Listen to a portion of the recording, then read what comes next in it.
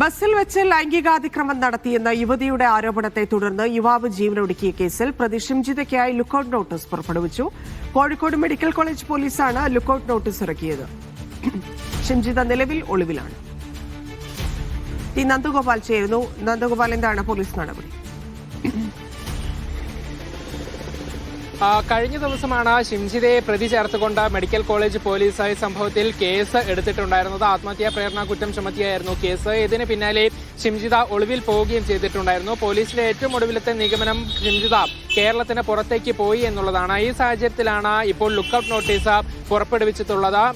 അന്വേഷണ ചുമതലയുള്ള medical college പോലീസാണ് നിലവിൽ ഇപ്പോൾ ഷിംജിതയ്ക്കെതിരെ ലുക്കൌട്ട് നോട്ടീസ് പുറപ്പെടുവിച്ചിട്ടുള്ളത്. അതേസമയം ഷിംജിതയുടെ